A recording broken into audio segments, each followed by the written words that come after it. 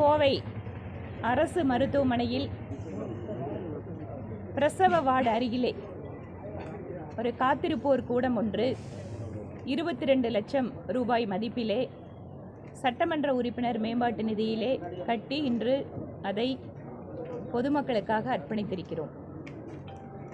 ஒரு வருடத்திற்கு முன்பாக நான் கோவை அரசு மருத்துவமனைக்கு இங்கு இருக்கக்கூடிய குறிப்பாக பச்சிளம் குழந்தைகள் வார்டு, பிரசவ வார்டு இவற்றையெல்லாம் பார்ப்பதற்காக அவர்களுக்கெல்லாம் அங்கே வசதிகள், சிகிச்சை எல்லாம் தரமாக இருக்கிறதா அப்படின்னு பார்க்கறதுக்காக வந்திருந்தேன்.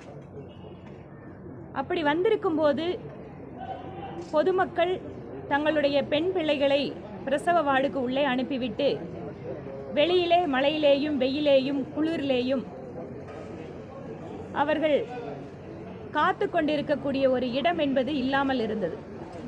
அதை பார்த்துவிட்டு உடனே சட்டமன்ற உறுப்பினர் மேம்பாட்டு நிதியில் இங்கு ஒரு வெயிட்டிங் ஹால் ஒன்று கட்டித் தருவதற்காக டீன் அவர்களிடம் அப்போது கேட்டேன். அவர்களும் உடனடியாக இந்த இடத்தை ஆய்வு செய்து இந்த இடத்தில் தாராளமாக கட்டலாம் என ஒத்துழைப்பு கொடுத்த காரணத்தினால் இன்று பொதுப்பணித்துறை அதிகாரிகளும் சேர்ந்து நல்ல முறையிலே இந்த காத்திருப்போர் கூடத்தையும் அதற்கு முன்பாக ஒரு தரைத்தளம் எல்லாம் அமைத்து காம்பவுண்ட் வாலோட ஒரு நல்ல இடத்தை இங்கு அமைத்து கொடுத்திருக்கிறோம். இதன் காரணமாக பிரசவத்திற்கு செல்கின்ற பெண்கள், அவர்களுடைய தாய்மார்களோ குடும்பத்தினரோ இந்த காத்திருப்பு கூடத்திலே அவர்கள் வசதியான முறையிலே தங்கிக் கொள்ளலாம். அவர்களுக்கு அருகிலேயே குடி தண்ணீர் மற்றும் கழிப்பிட வசதிகளும் இருக்கிறது. அந்த வகையில் இந்த அடிப்படை கட்டமைப்பு வசதியில் சட்டமன்ற உறுப்பினரும் பங்களித்திருக்கிறோம் என்பது எனக்கு மகிழ்வாக இருக்கிறது. அதுவும் குறிப்பாக ஒரு பெண் சட்டமன்ற உறுப்பினர் பிரசவத்திற்கு மகளை உள்ளே அனுப்பிவிட்டு அந்த பெற்றோருடைய தவிப்பு, அவர்கள் இருப்பதற்கு ஒரு இடம், அமர்வதற்கு ஒரு இடம் அமைத்து கொடுத்திருக்கிறோம் என்பது எனக்கு கூடுதல் மகிழ்வாக இருக்கிறது. ஏற்கனவே கோவை அரசு மருத்துவமனைக்கு ஜெய்கா நிதியுதவியோடு ஒரு புதிய மருத்துவமனை கட்டிடம் இங்கு கொடுக்கப்பட்டிருக்கிறது. அந்த கட்டிடம் கூட 2024ஆம் வருடம் திறந்து வைக்கப்பட்டது. ஆனாலும் கூட கோவை அரசு மருத்துவமனையில் இடப்பற்றாக்குறை என்பது மிகுந்த நெருக்கடியை கொடுக்கிறது. ஏன்னா இந்த பில்டிங் எல்லாம் கிட்டத்தட்ட நிறைய உள்ள இருக்கக்கூடிய பில்டிங் எல்லாம் பிரிட்டிஷ் காலத்தில் கட்டப்பட்டது. அது மட்டும் இல்லாமல் கூடுதலாக பில்டிங் வர வர வர வர இங்கு இட நெருக்கடி ஜாஸ்தியாகி குறிப்பாக மருத்துவமனைக்கு வரக்கூடிய மருத்துவர்களுக்கு கூட அவர்களுடைய வண்டிகளை நிறுத்துவதற்கு இடமில்லாமல் ஆகிக்கொண்டிருக்கிறது. இது தொடர்பாக இப்போது நடந்து கொண்டிருக்கக்கூடிய சட்டமன்ற கூட்டத்தொடரில் கேள்வி எழுப்பினேன். அதற்கு சுகாதாரத்துறை அமைச்சர் அவர்கள் மல்டி லெவல் கார் பார்க்கிங் ஒன்று அமைத்து தருவதற்காக அரசு உத்தேசித்திருக்கிறது என்கின்ற பதிலை எனக்கு அளித்தார். ஆனாலும் கூட இங்கு இருக்கக்கூடிய நிறைய கட்டிடங்கள் மிகுந்த பழமையான கட்டிடங்கள். இவற்றையெல்லாம் அகற்றிவிட்டு இந்த இடத்திலே அடித்தளத்திலே வாகன நிறுத்த வசதியோடு பல மாடி கட்டிடங்களை அமைத்தால் இன்னும் கூட அரசு மருத்துவமனைக்கு அதிகமான நோயாளிகள் வர முடியும். இன்னும் வசதியாக கூட இங்கே அவர்கள் சிகிச்சை பெற முடியும்.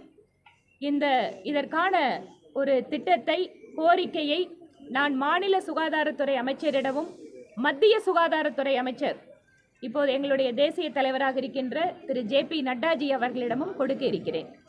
இது தொடர்பான ஆவணங்கள், அந்த திட்டத்தை எப்படி அமைக்கலாம் என்பது குறித்து பொதுப்பணித்துறை அதிகாரிகள் எனக்கு அந்த ஆவணங்களை எல்லாம் கொடுக்க தயாராக இருக்கிறார்கள். நிச்சயமாக கோவை அரசு மருத்துவமனைக்கு இன்னும் அதிகமான வசதிகளோடு கூடுதல் சிகிச்சை பெறக்கூடிய அளவிலே இங்கு புதிய ஒரு மாற்று திட்டங்கள் இருந்தாலும் கூட அதில் என்னுடைய பங்களிப்பை கொடுப்பதற்கு நான் தயாராக இருக்கிறேன். இன்று கோவைக்கு புதிதாக தேர்ந்தெடுக்கப்பட்டிருக்கக்கூடிய எங்களுடைய மாநில தலைவர், சட்டமன்ற குழு தலைவர் திரு நயினா நாகேந்திரன் அவர்கள் இன்று மாலை வர இருக்கிறார். நேற்று காலையிலிருந்து தமிழகத்தினுடைய சுற்றுப்பயணத்தை அவர் துவங்கி இருக்கிறார். நேற்று காலையில் செங்கல்பட்டு, மாலை வேலூர், இன்று காலை சேலம், இன்று மாலை கோவை என தொடர்ச்சியாக கட்சியினுடைய நிர்வாகிகளை, பொதுமக்களை சந்திப்பதற்காக மாநில தலைவருடைய சுற்றுப்பயணம் சூறாவளி சுற்றுப்பயணமாக இப்போது நடந்து கொண்டிருக்கிறது.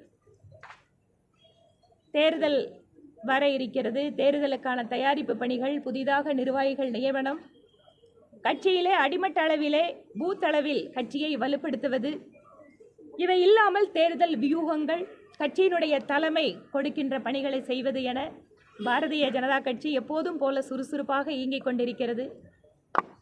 இன்று மாலை வரக்கூடிய மாநில தலைவர் அவர்களுக்கு உற்சாகமான வரவேற்பு கொடுப்பதற்கு கோவையினுடைய அத்தனை நிர்வாகிகளும் அதற்கான ஏற்பாட்டிலே இருந்து கொண்டிருக்கிறார்கள். இவை இல்லாமல் இந்த பகுதியினுடைய பல்வேறு பிரச்சனைகளை சட்டப்பேரவையிலே மாநிலத்தினுடைய முதலமைச்சர் அவர்களுக்கும் சம்பந்தப்பட்ட துறையினுடைய அமைச்சர்களுக்கும் தொடர்ச்சியாக கொடுத்து கொண்டிருக்கிறோம். ஒரு சிலவற்றை நிறைவேற்றி தருகிறோம் என்று வாக்குறுதி கொடுத்திருக்கிறார்கள். வாக்குறுதியை நிறைவேற்றுவார்கள் என்று நாங்கள் காத்திருக்கிறோம். இவை இல்லாமல் கோவையினுடைய அடுத்த கட்ட வளர்ச்சிக்காக இன்னும் கூட புதிதான திட்டங்கள் அரசாங்கம் அறிவிக்கும். இன்னும் கூட நிறைய துறைகளுடைய அறிவிப்புகள் எல்லாம் இருக்கிறது. அதிலேயும் கூட கொங்கு மண்டலத்திற்கான புதிய அறிவிப்புகள் வரும் என பொதுமக்களைப் போலவே நானும் காத்து கொண்டிருக்கிறேன்.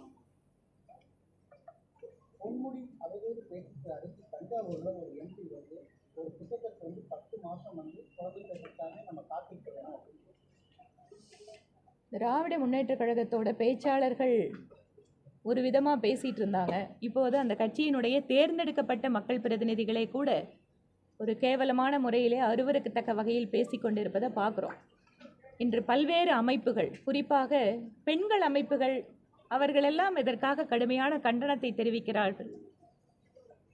மாநிலத்தினுடைய முதலமைச்சரே அந்த பேச்சை சகிக்க முடியாமல் அவரை கட்சி பொறுப்பிலிருந்து எடுத்திருக்கிறார். இது ரியாக்ஷன் அப்படிங்கிறத இன்னைக்கு திமுக பார்க்குறாங்க. ஒரு காலத்தில் அதிலும் குறிப்பாக ஒரு குறிப்பிட்ட மதத்தை அவதூறு செய்வது, குறிப்பிட்ட சமூகத்தை கேவலமாக அவர்கள் பேசுவது என்று இருப்பதையெல்லாம் இப்போது மக்களோட ரியாக்ஷனை பார்த்துட்டு அவங்க அதற்கு நடவடிக்கை எடுக்கக்கூடிய அளவுக்கு மாறுதல் அங்கே நடந்துட்டு இருக்கு. ஆனாலும் கூட தொடர்ச்சியாக அவங்களோட அந்த வரலாறு அப்படி. அதனால் அந்தந்த நேரத்தில் எங்களுடைய எதிர்ப்பை, கண்டனத்தை இதையெல்லாம் பதிவு செஞ்சிட்ருக்கோம். அந்த சம்பந்தப்பட்ட நபர்கள் மீது நடவடிக்கை எடுக்கணும் அப்படிங்கிற எங்களோட கோரிக்கையும் இருந்துட்டு தான் இருக்கு.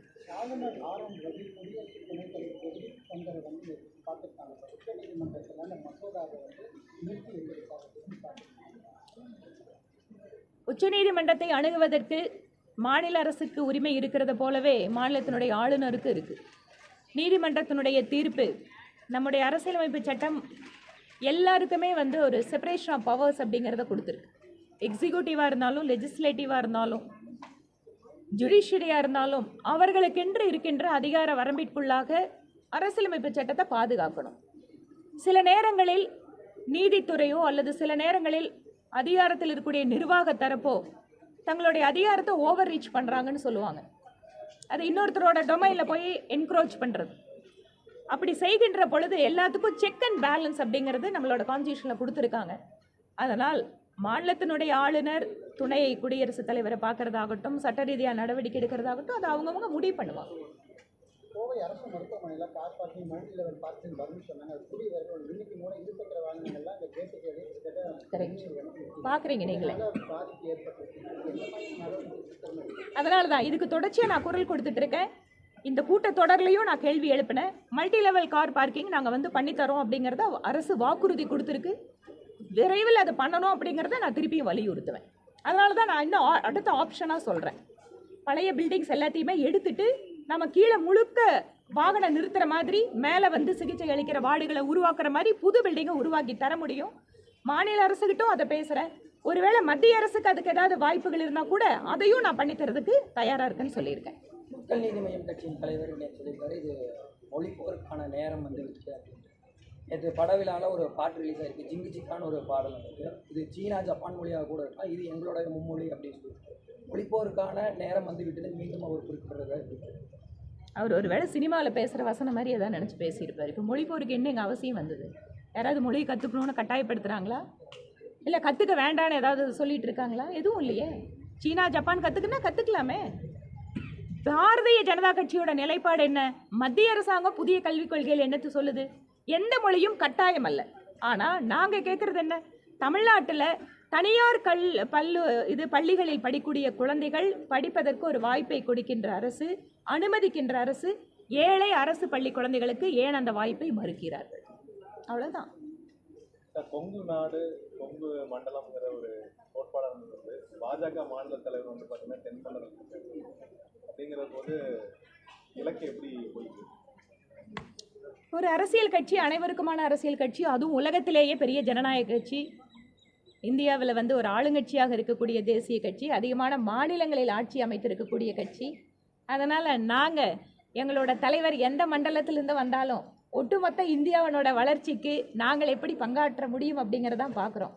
அதனால் புதிய தலைவருக்கு தகுந்த ஒத்துழைப்பை கொடுத்து எங்களுடைய அத்தனை பேரினுடைய நோக்கம் என்பது 2026 திமுக அரசு அகற்றப்பட்டு அங்கு தேசிய ஜனநாயக கூட்டணி ஆட்சி அமைக்க வேண்டும் என்பதுதான். அதனால் எங்களுடைய இலக்கு தெளிவாக இருக்குது. இதில் மண்டலத்தை வச்சு நீங்கள் எதுவும் பிரித்து பார்க்க வேண்டாம். இது தொடர்பாக ஏகப்பட்ட பதில் எங்கள் மாநில தலைவரும் சொல்லிட்டாரு, சம்மந்தப்பட்டவங்களும் சொல்லிட்டாங்க. இப்போ சன் நியூஸுக்கு என்ன அக்கறை இதில்? நீ உங்களோட என்ன அதனால் சன் நியூஸ்காரங்க நாங்கள் என்ன ஆட்சி அமைக்கிறோம் அப்படிங்கிறது நாங்கள் பார்த்துக்கிறோம்.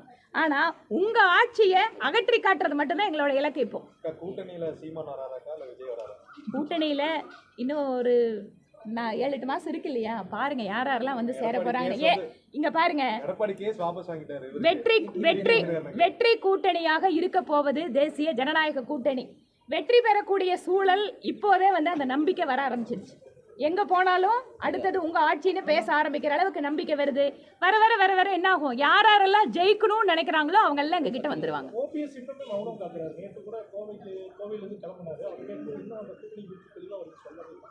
அவர் தேவைப்படும் போது சொல்லுவாருங்க. வென்றால் மாலை, இல்லைன்னா தோல்வி என்றால் வந்து பாடைன்னு சொல்லி நாம் தமிழர் அவரு நாம் தமிழர்காரங்க. அவங்க வந்து சினிமா டைரக்டரு, தலைவர், வசனம் எல்லாம் நல்லா சொல்றவரு. நாங்களுமே அந்த வசனத்தெல்லாம் நல்லா ரசிப்போம், பார்ப்போம். ஒருவேளை திமுக வேட்பாளர், பாஜக வேட்பாளர்கள் வந்து அதிக இடங்கள்ல வெற்றி அடைச்சிட்டா கூட்டணியில முதல்வர் வேட்பாளராக பாஜக அரசிருப்பாங்க. இங்க பாருங்க, இந்த கூட்டணி அரசு வருமா? நீங்க என்ன பண்றீங்க? உங்க எம்எல்ஏ அமைச்சராவாங்களா? பொறுத்துருங்க. முதல்ல இந்த முறை எங்களுக்கு அதிகமான பிஜேபி உறுப்பினர்கள் இதுவரைக்கும் வரலாற்றில் இல்லாத அளவிற்கு 26 உள்ளே நுழைய போகிறார்கள். எங்களோட இலக்கு அது. 90 சீட் வரை கேட்கறாங்க. எத்தனை சீட்டு கேட்கறோங்கிறதெல்லாம் நாங்க இப்பதானே ஆரம்பிச்சிருக்குது கூட்டணியை. ஏன் தம்பி அதுக்குள்ள பதட்டம்? பலத்தை அதிகப்படுத்த கூடுதல் இடங்கள் கட்டாயமா 10க்கு 10 போன தடவை ஜெயிச்ச மாதிரியே இந்த தடவும் கோவை மாவட்டம் 10க்கு 10 தேசிய ஜனநாயக கூட்டணி. பாஜகவுக்கு கூடுதல் இடங்கள் கேட்கப்படுமா? அதெல்லாம் கட்சி முடிவெடு. அதை நான் உட்காந்து சொல்ல முடியாதுல்ல. எத்தனை சீட்டு வேணும், எந்த சீட்டு வேணுங்கிறது எங்க சொல்லணுமோ அங்க சொல்லுவோம்.